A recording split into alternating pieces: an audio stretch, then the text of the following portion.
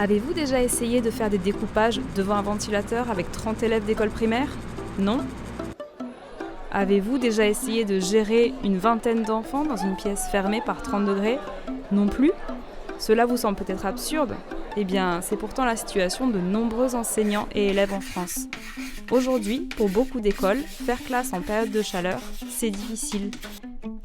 Et cela ne va sans doute pas changer de sitôt, quand on sait que Météo France annonce des canicules 2 fois plus fréquentes et plus sévères d'ici 2050.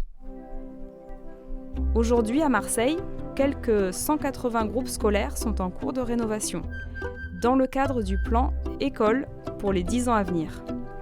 Mais en attendant, il fait chaud. Alors nous avons réfléchi. Comment trouver une solution facilement déployable? Comment faire classe dans des conditions confortables en attendant que le bâti des écoles soit adapté? Savez-vous qu'il existe de nombreux lieux frais autour des écoles, dans nos campagnes, dans nos villes, souvent sous-exploités en journée? Alors pourquoi ne pas investir ces lieux avec des élèves pour que tout le monde puisse en profiter? Sur le terrain, nous avons rencontré toutes les parties prenantes pour comprendre les besoins et les préoccupations. Et c'est en échangeant avec les usagers que nous avons identifié et pris en compte les points de vigilance, comme la sécurité, la logistique, la charge de travail supplémentaire pour les enseignants, et aussi assurer la continuité pédagogique sur la durée. Le concept est assez simple. Il consiste à identifier les classes souffrant le plus de la chaleur, à créer des partenariats avec des lieux frais alentours et à proposer du contenu pédagogique adapté. Tout cela regroupé sur un seul et même outil. Mais au fait, qu'entend-on par lieu frais?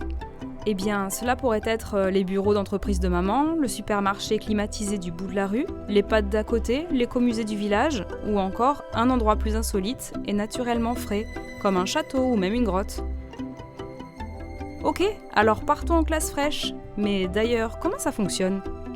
Classe fraîche, c'est un protocole d'organisation efficace et un site web permettant de s'organiser simplement. En amont, le protocole permet d'anticiper, de référencer et valider tous les lieux d'accueil, de proposer le contenu pédagogique correspondant et d'identifier les classes participantes. C'est une phase très importante car elle constitue tout le socle des classes fraîches à venir. Ensuite, à la rentrée scolaire, le site permet aux enseignants de se projeter et d'organiser le déploiement de leur classe. Ils ont accès au planning prévisionnel des vagues de chaleur et à toutes les informations dont ils ont besoin pour construire leur programme. Après s'être connectés sur classefraîche-education.fr, il ou elle localise les lieux autour de son école et fait sa sélection. Courant septembre, une attribution automatique est faite en fonction de différents critères et l'enseignant reçoit la liste des lieux prévisionnels qui lui sont attribués en cas de pic de température. La direction de l'école et la ville reçoivent aussi toutes les informations nécessaires à la prévalidation et à l'organisation des futures sorties. L'objectif de cette phase, tout doit être prêt en cas de déploiement. Le jour J approche. Dès l'alerte de la vague de chaleur par la préfecture, toutes les parties prenantes sont informées et prêtes à agir. L'enseignant valide ses créneaux de déploiement de sa classe, son agenda et peut vérifier sa valise pédagogique en ligne. Une autorisation de sortie est automatiquement générée et envoyée à sa direction. Les parents d'élèves et les lieux sont aussi informés du programme à venir.